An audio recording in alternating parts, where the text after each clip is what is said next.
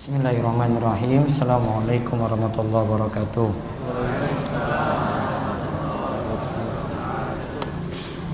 Innal hamdalillah nahmaduhu wa nasta'inuhu wa nastaghfiruh wa na'udzu billahi min syururi anfusina wa min sayyiati a'malina. May yahdihillahu fala mudhillalah wa may yudlil fala hadiyalah. Wa asyhadu an la ilaha illallah wahdahu la syarikalah wa asyhadu anna Muhammadan abduhu wa rasuluh. Allahumma sholli ala nabiyyina Muhammad wa ala alihi wa man tabi'ahum bi ihsan ila yaumiddin. Allahumma inna nas'aluka ilman nafi'a wa rizqan thayyiba wa amalan mutaqabbala. Puji syukur kita panjatkan pada Allah. Salawat dan salam semoga tercurah pada junjungan kita Nabi besar Nabi Agung Muhammad sallallahu alaihi wasallam. Baik bapak-bapak dan ibu-ibu sekalian, pada kesempatan malam hari ini kita bersyukur pada Allah atas nikmat karunia umur panjang yang telah Allah anugerahkan pada kita sekalian. Mudah-mudahan Allah senantiasa memberikan kita rizki yang penuh berkah dan memberikan kita juga karunia-karunia yang banyak, termasuk Allah memudahkan kita untuk mendapatkan nikmat turunnya hujan. Baik, pada kesempatan malam hari ini seperti biasa kita bahas amalan yang nanti panduan kita belajar ibadah. Terus kita lanjutkan nanti tentang hijrah Nabi yang merupakan rangkaian pembahasan dari sirah Nabi atau pelajaran dari sejarah hidup Nabi kita Muhammad sallallahu alaihi wasallam. Malam ini setelah kita bahas tentang wudu, terakhir tentang mandi. Terakhir kita bahas tentang mandi wajib, mandi besar. Tata caranya juga sudah disampaikan. Pada kesempatan malam hari ini kita lihat pembahasan tayamum. Ya, kita lihat nanti pembahasan tayamum. Yaitu nanti kita lihat sebab tayamum, terus rukunnya. Nanti kita simpulkan dari hadis dan cara tayamum sebagaimana tuntunan dari Nabi kita Muhammad sallallahu alaihi wasallam. Baik, sekarang bisa dibaca. Belajar ibadah serial ke-6. Sebab, rukun dan tata cara tayamum. Tayamum secara bahasa berarti al-qasdu, berkehendak. Secara istilah tayamum berarti sampainya debu untuk bersuci dengan mengusap wajah dan kedua tangan dengan niat tertentu dengan tata cara tertentu. Dalam Safinah An-Najah disebutkan bahwa sebab tayamum ada 3, yaitu pertama tidak ada air, kedua sakit, dan ketiga airnya dibutuhkan untuk memberi minum binatang makhluk yang kehausan, yang muhtaram, yang dimuliakan secara. Lihat, tayamum secara bahasa tayamum itu maknanya al-qasdu. Al-qasdu itu artinya berkehendak, berkeinginan. Secara istilah tayamum berarti sampainya debu. Paham debunya? Sampainya debu, digunakan ini untuk bersuci, lalu mengusap wajah dan mengusap kedua tangan. Namun dengan niat. Apa yang diusap? Wajah, kalih telapak tangan. Nanti dengan tata cara tertentu. Para ulama jelaskan sebab tayamum itu ada 3. Jadi kita kalau mau tayamum harus ada sebab ini dulu. Kalau sebab ini tidak ada maka tidak boleh tayamum. Sampai ada sebabnya diperoleh baru tayamum. Sebab ini enggak ada berarti tidak boleh tayamum. Yang pertama, tidak ada air. Ya, jadi airnya dia nggak temukan. Cari-cari juga nggak dapat. Beli pun juga nggak bisa. Kalau masih bisa dicari, atau pas di samping masjid itu ada warung jual air galon kek, air kemasan gitu, terus bisa dipakai untuk wudhu, maka tidak boleh dulu pakai tayamum. Harus dipastikan dulu tidak ada air. Yang kedua, sebabnya adalah sakit. Sebabnya itu adalah sakit. Sakit yang menghalangi dia untuk menggunakan air. Namun kalau sakitnya biasa, gak ada masalah gunakan air. Seperti kalau flu, masih bisa gunakan air? Bapak-bapak? Masih. Apa sih orang iso iki? Demam misalnya nji. Demamnya demam berat. Terus dokter itu sarankan pokoknya selama berapa hari ini Bapak nggak boleh pakai air. Atau mungkin baru operasi. Dokter sarankan pokoknya nggak boleh pakai air. Maka karena sakit ini jadi alasan kalau air tidak bisa digunakan, maka beralih kepada tayamum. Lalu yang ketiga, airnya masih dibutuhkan. Dibutuhkan untuk memberi minum. Bisa jadi pada manusia, bisa jadi pada hewan yang itu kehausan. Jadi kepentingan orang minum atau hewan itu minum selama itu yang muhtaram. Apa muhtaram? Yaitu yang dimuliakan syariat. Maka kalau ini masih dibutuhkan untuk minum, airnya terbatas, maka boleh ganti tayamum. Airnya nggak dipakai. Karena airnya di sini pas-pasan, airnya itu terbatas. Tadi beri minum pada siapa? Manusia. Atau beri minum pada hewan. Namun tadi catatannya yang muhtaram. Berarti Ustadz ada yang tidak muhtaram di sini. Yang tidak muhtaram alias kita tidak perlu tolong dia untuk dikasih air. Jadi kalau dia kehausan, biarkan aja. Tidak dimuliakan untuk dikasih air. Siapa itu? Ah, coba rinciannya.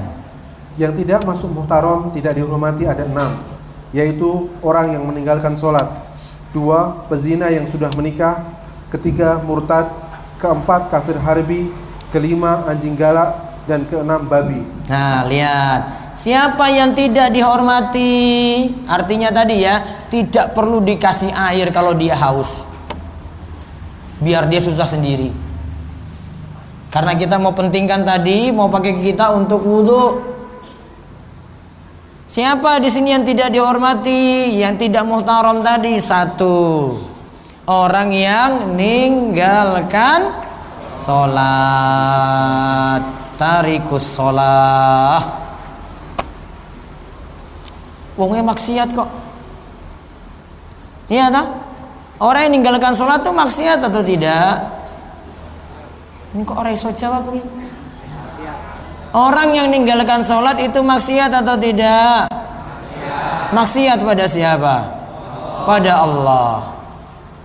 Walaupun yang ditinggalkan hanya 1 sholat. Walaupun yang ditinggalkan hanya 1 sholat. 1 sholat itu sudah dihitung jadi dosa besar. Sepakat para ulama. Tidak ada ulama yang berselisih dalam hal ini. Siapa yang meninggalkan sholat, satu sholat saja, maka dosanya lebih parah daripada dosa selingkuh, daripada dosa membunuh, daripada dosa main judi, daripada dosa minum, dan seterusnya. Jadi kalau mau dibanding-bandingkan, masih mending wong selingkuh namun sholat, iya tak? Daripada orang yang gak sholat. Dibandingkan dengan itu, wah masih mending dia itu. Cuma mending aja, ya tetap dosa, maksiat. Cuma takaran dosanya saja beda. Karena meninggalkan sholat itu langgar hak Allah yang paling besar, itu masuk rukun Islam. Ini menunjukkan penting atau urgensinya sholat itu seperti itu. Sampai para ulama tadi ijma itu kata sepakat para ulama, tidak ada yang berselisih pendapat. Sebagaimana dikatakan oleh Imam Ibnul Qayyim dalam kitabnya As-Shalah wa Hukmu Tarikiha. As-Shalah wa Hukmu Tarikuha. Salat dan hukum meninggalkan salat. Jadi paham ya, berapa salat tadi yang jadi masalah? Satu salat saja. Misalnya enggak salat subuh. Paham Bapak-bapak? Satu sholat saja ini sudah dosa besar loh itu. Lebih parah daripada apa? Selingkuh, judi, minum miras, dan seterusnya. Apalagi wes biasa minum, wes biasa selingkuh, wes ora sholat meneh. Luwe parah tenan itu. Tumpuk dosanya. Bukan double lagi, triple, kuadrat. Nah, yang pertama tadi yang tidak muhtaram, yaitu orang yang ninggal kayak apa? Sholat. Terus yang kedua, pezina, peselingkuh yang sudah menikah. Habis selingkuh dia kehausan. Terus saya butuh air untuk wudhu juga. Perlu nggak kasih air ini untuk dia? Jawabannya tidak perlu. Oh, Ustadz, kalau dia mati gimana? Risikonya. Kenapa selingkuh? Dia buat maksiat. Kalau bantu dia berarti dukung dia dalam maksiat. Iya toh? Berarti kalau dibantu dikasih minum, bar selingkuh loh ini. Apa lagi selingkuh nih? Ya. Dan dia sudah punya istri. Nah, ini luwe parah meneh. Kalau nggak punya istri, wah itu hukumannya masih di bawahnya. Kalau sudah punya istri, sudah ada tempat pelampiasan syahwat, hukumannya lebih parah. Nah seperti ini tidak dibantu alias tadi tidak muhtaram. Itu tadi peselingkuh yang sudah apa? Menikah. Hukumannya itu luwih berat dibandingkan dengan peselingkuh yang belum menikah. Namun dua-duanya sama-sama pezina, dosa besar. Namun yang lebih parah kalau sudah punya istri. Istrinya ayu meneh, tapi masih lirik-lirik perempuan lain. Selingkuh dengan perempuan lain. Bapak-bapak, Boten. Yo saiki ngaji, mbuh nanti metu saka kene.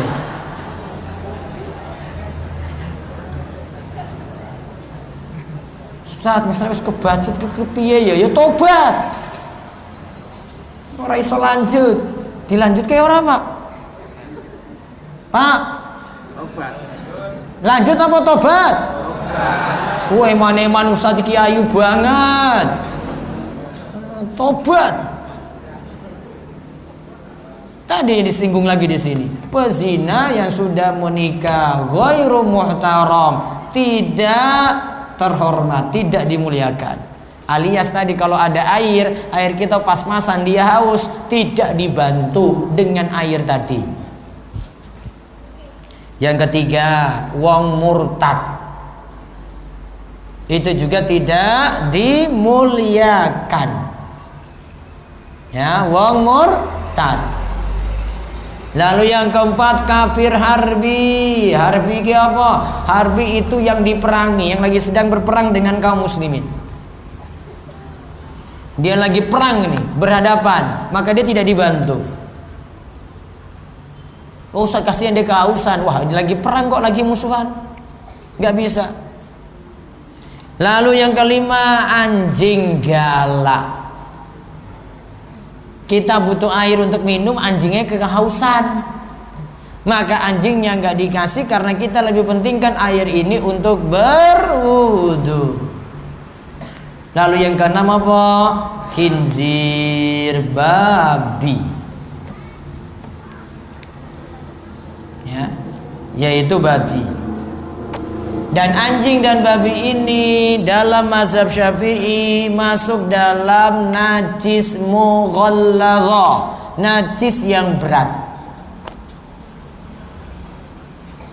Anjing sudah ada dalilnya khusus, sedangkan babi yuqasu alaih, yaitu dikiaskan dengan anjing.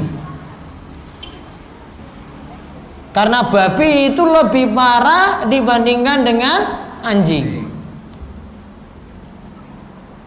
Najisnya najis apa tadi? Mughallagha. Jika ada suatu barang yang najis, maka solusinya cuma dua saja. Yang pertama, dihilangkan. Yang kedua, dimusnahkan. Yang pertama apa? Dihilangkan. Yang kedua, dimusnahkan. Ustadz, saya punya miras nih, saya boleh kasih nggak ke teman saya yang biasanya minum? Jawabannya tidak boleh. Miras najis menurut mazhab jumhur ulama, kebanyakan ulama. Solusinya dia hilangkan itu, dia hilangkan atau musnahkan. Hilangkan atau musnahkan. Tidak boleh dimanfaatkan sama sekali oleh orang lain. Maka dia tidak boleh pindahkan ini pada orang lain. Itu namanya najis itu. Kesimpulannya, kalau air masih ada yang butuh untuk minum, maka boleh air ini dipakai untuk minum. Akhirnya orang yang tadi punya air beralih pada tayamum karena airnya terbatas. Berarti kesimpulannya kita tayamum karena 3 sebab. Apa tadi? 1, tidak ada air. 2, sakit. 3, airnya dibutuhkan. Airnya dibutuhkan. Ulang. 1, tidak ada air. 2, sakit. 3, airnya dibutuhkan. Nah, sekarang kita lihat dalilnya. Allah Ta'ala berfirman, Al-Maidah ayat 6. Falam tajidu ma'an fatayammamu sa'idan thayyiba famsahu biwujuhikum wa aydikum min. Lalu kamu tidak memperoleh air, maka bertayamumlah dengan tanah yang suci. Usaplah mukamu dan tanganmu dengan tanah itu. Quran surat Al-Maidah ayat 6. Nah, di sini dijelaskan tentang gimana ada sebab untuk tayamum dan tata cara ringkasnya. Jika kalian tidak mendapati air, maka bertayamumlah dengan sa'idan thayyiba. Bertayamumlah dengan debu yang suci.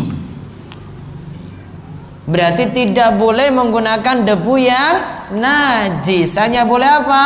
Debu yang suci. Debu atau tanah dapat yang suci. Lalu lihat disebutkan tata caranya. Famsahu biwujuhikum wa aydikum min. Usaplah wajah kalian dan kedua telapak tangan kalian. Berarti yang diusap ada 2 anggota tubuh. Yang pertama adalah wajah, muka. Yang kedua adalah telapak tangan. Kalau menurut teks ini, ayat ini tidak sampai marafik, tidak sampai siku. Ayat ini cuma membicarakan kalau tayamum itu sebatas sampai pergelangan tangan. Nah, tangannya aja.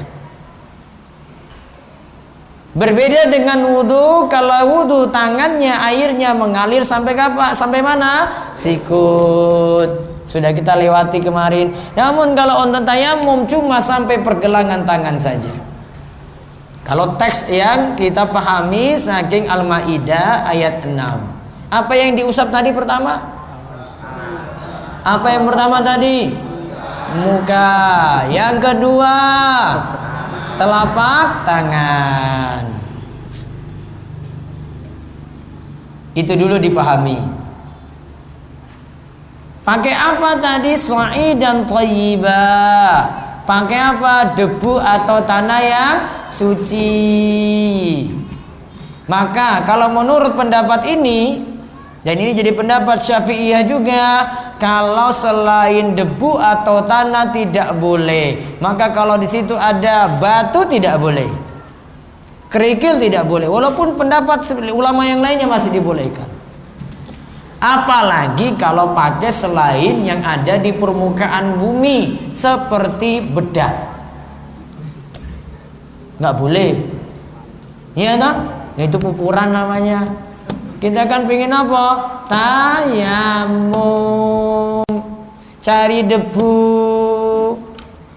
Ustadz, di meja ini kok bersih banget, nggak ada debunya. Oh, nggak ada di sini, berarti cari nanti di tembok atau cari nanti di lantai yang nanti ada debu. Lalu cara lengkapnya lagi lihat di hadis Ammar bin Yasir. Cara tayamum yang juga dijelaskan dalam hadis Ammar bin Yasir berikut ini. Ya, langsung baca artinya. Ada seorang mendatangi Umar bin Al-Khattab. Ia berkata, "Aku junub dan tidak bisa menggunakan air." Ammar bin Yasir lalu berkata pada Umar bin Al-Khattab mengenai kejadian ia dahulu, "Aku dahulu berada dalam safar. Aku dan engkau sama-sama tidak boleh sholat. Adapun aku kala itu mengguling-gulingkan badanku ke tanah. Lalu aku sholat. Aku pun menyebutkan tindakanku tadi pada Nabi SAW. Lantas beliau bersabda, 'Cukup bagimu melakukan seperti ini.' Lantas beliau SAW mencontohkan dengan menepuk kedua telapak tangannya ke tanah. Lalu beliau tiup kedua telapak tangan tersebut. Kemudian beliau mengusap wajah dan kedua telapak tangannya." Terus dalam riwayat Muslim disebutkan, kemudian Nabi SAW menepuk kedua telapak tangannya ke tanah dengan sekali tepukan. Kemudian beliau usap tangan kiri atas tangan kanan. Lalu beliau usap punggung kedua telapak tangannya dan mengusap wajahnya. Nah, perhatikan, ja'a rajulun ila Umar bin Khattab. Ada seorang yang mendatangi Umar bin Khattab. Dia katakan, "Inni ajnabtu, aku junub." Dan lalu dia katakan, "Falam usibil ma." Dan ketika itu aku tidak boleh kena air. Berarti solusinya apa? Tayamum. Nah, ini masih dalam konteks bertanya. Tanya pada Umar, "Saya junub, saya nggak dapati air, gimana solusinya?" Maka Ammar cerita, Ammar bin Yasir ini cerita. Ammar bin Yasir, faqala Ammar bin Yasir li Umar bin Al-Khattab, "Amma tazkuru anna kunna fi safarin ana wa anta fa amma anta falam tusalli wa amma ana fatama'aktu fasallaitu." Ammar katakan, keadaanku sebenarnya sama seperti keadaanmu, yaitu aku juga dalam keadaan junub. Dalam keadaan apa? Junub. Lantas aku tidak bisa sholat. Maka dia katakan ketika itu, adapun aku kala itu karena junub. Junub itu disuruh apa coba? Mandi besar. Mandi besar kemarin tata caranya gimana? Pak, dicuci apanya? Anunya. Terus setelah itu wudu. Setelah itu mandi, guyurkan air ke seluruh tubuh. Maka mandi itu kuncinya adalah niat plus mengguyurkan air ke seluruh tubuh. Maka apa yang terjadi ketika itu? Ammar pikirannya gini, kalau saya junub maka saya nanti guyurkan air ke seluruh tubuh, berarti kalau nggak dapat air saya harus tayamum dengan debu, berarti saya guyurkan debu ke seluruh tubuh. Paham? Jalan pikirannya ya, lihat ya. Karena kalau mandi itu guyurkan air ke seluruh tubuh, saya nggak dapat air, berarti ganti apa? Tayamum kan? Tayamumnya berarti dengan cara saya guyurkan debu ke seluruh tubuh. Ammar, dia nggak nanya-nanya dulu. Akhirnya apa? Dia guling-guling di tanah. Kenapa guling-guling di tanah? Tadi biar seluruh tubuhnya kenapa? Debu. Kenapa kok Ammar lakukan kayak gitu? Karena belum tanya pada Rasulullah Sallallahu Alaihi Wasallam, alias orang ngaji. Iya toh? Coba kalau nanya dulu coba. Kan nggak lakukan kayak gini. Namun sudah terjadi, baru dia cerita. Wah Umar dulu itu malah saya itu guling-guling di tanah loh. Terus saya lapor pada Rasul. Wah ini uang orang ngaji kayak gini loh ini. Wudhu sudah nggak bisa. Di kontayamu ngawur. Ini baru sahabat ini, apalagi orang-orang belakangan seperti kita-kita ini. Apalagi orangnya jauh sekali dari Rasul zamannya, apalagi jauh lagi dari majelis ilmu. Itu lebih jelas-jelas nggak bisa untuk bersuci yang benar. Ini padahal masih ada Rasul loh ini. Nah makanya dia lapor Rasulullah, dia lapor pada Rasulullah Sallallahu Alaihi Wasallam. Rasul katakan bukan caranya kayak gitu, bukan guling-guling di tanah.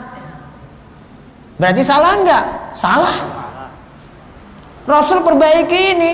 Rasul katakan, jika kamu mau yang benar itu adalah innama kana yakfika hakadha, cukup caramu seperti ini. Fadaraban Nabi Sallallahu Alaihi Wasallam bikafaihi al-ardha. Nabi menepuk ini ya, dua telapak tangannya itu ke tanah. Wa nafakha fihima, lantas karena debunya tebal beliau tiup. Setelah itu summa masaha bihima wajhahu, lalu beliau mengusap mukanya. Wa kafaihi, lalu mengusap kedua telapak tangannya. Sudah paham apa yang diusap tadi? Muka, terus telapak tangan. Nah, kalau tadi cara Ammar tadi dicontohkan oleh Rasulullah SAW adalah tangannya disiapkan dulu. Coba tangannya siap. Sambil disunahkan baca bismillah. Ayo bismillah. Bismillah. Tepuk debu. Terus debunya tebal loh. Karena kita bukan pupuran. Ditiup. Orang entek loh ini. Masih ada. Terus setelah itu usap apa? Muka dulu diusap sekali. Terus lapak tangan. Lihat. Tangan kiri mengusap punggung telapak tangan kanan. Set. Tangan kanan ini mengusap punggung telapak tangan kiri. Set. Yang tadi bagian dalam telapak tangan tadi sudah kena debu. Tak ulang. Lihat. Apa tadi yang diusap? Muka kali telapak tangan. Sekarang tepuk debu lagi. Ayo ulang. Baca apa? Bismillah. Bismillah. Nepuk. Terus apa? Tiup. Terus usap apa? Muka.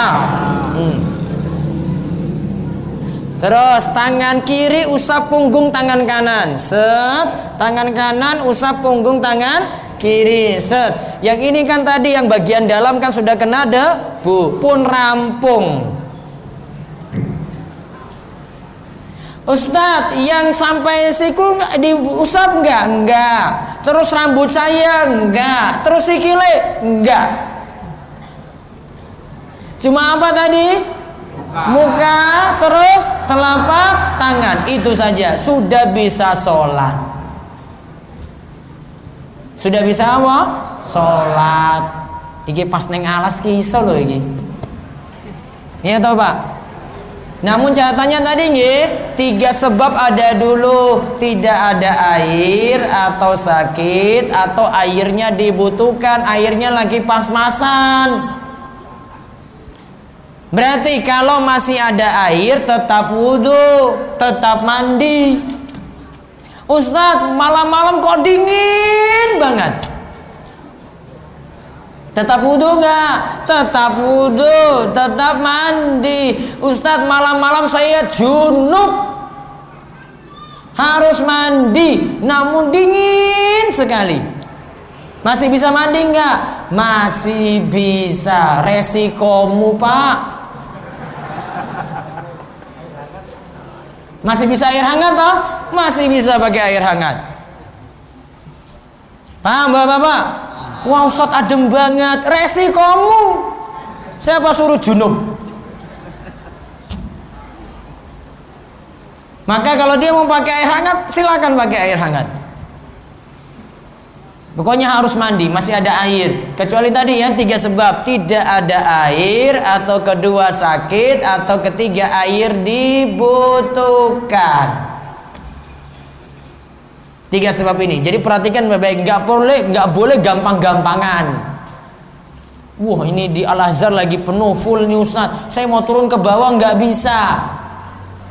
Saya tetap ini Ustaz, saya tayamum aja di tempat ini ada debu. Oh, nggak bisa, Pak. Lewati jamaah. Turun ke bawah, ambil air untuk wudhu, balik lagi ke atas. Wah, Ustaz angel, resikomu, Pak. Pokoknya keluar. Karena masih ada apa? Air. Walaupun lewat orang-orang banyak yang berdesakan di situ, tetap di situ masih ada air. Harus wudhu. Paham ini nggih? Ya, itu tata cara saking Ammar bin Yasir. Coba lihat catatan. Yang pertama, dalam riwayat Muslim ini didahulukan mengusap punggung telapak tangan, lalu wajah. Ini menunjukkan bahwa urutan antara wajah dan kedua telapak tangan tidak dipersyaratkan, mesti berurutan. Nah lihat, seandainya ada yang kebalik, dia usap telapak tangan dulu, baru kemudian usap muka, boleh. Dia nepuk ya, bismillah, tiup, terus tangannya dulu, terus habis itu muka, sah. Ya seperti itu tidak masalah. Terus lihat catatan kedua. Hadis Ammar di atas menunjukkan tayamum cukup sekali tepukan untuk wajah dan telapak tangan. Jadi wajah cuma sekali tepukan, lanjut telapak tangan tanpa mengambil debu yang baru. Karena tidak disebutkan dalam hadis Ammar tadi ngambil debu yang baru lagi.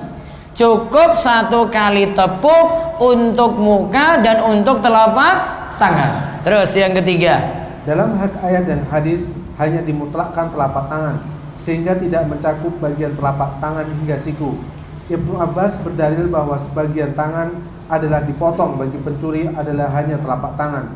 Beliau berdalil dengan ayat tayamum. Nah, kalau untuk yang mencuri yang dipotong telapak tangan sini, bukan sini utuh. Padahal lagi sebut yad. Yad itu telapak tangan. Maka kalau di dalam ayat sebut yad juga telapak tangan, berarti untuk tayamum yang diusap cuma telapak tangan saja, tidak sampai sikut. Kalau untuk wudu baru nanti sampai sikunya. Itu cara tayamum. Yang jadi rukunnya yang mana? Tadi yang dalam ayat falam tajidu ma'an fatayammamu sha'idan thayyiba famsahu biwujuhikum wa aydikum min. Usaplah muka dan telapak tangan. Nah itu rukunnya. Usaplah muka dan telapak tangan. Kalau tadi kita lihat dari hadis Ammar tidak disebut berurutan. Berarti kita sudah pelajari wudhu, sudah pelajari apa? Mandi, sudah pelajari tayamum. Wudhu ketika hadas kecil, mandi ketika hadas besar. Tayamum bisa menggantikan wudhu ketika tidak ada air, bisa menggantikan mandi ketika tidak ada air. Gitu nggih?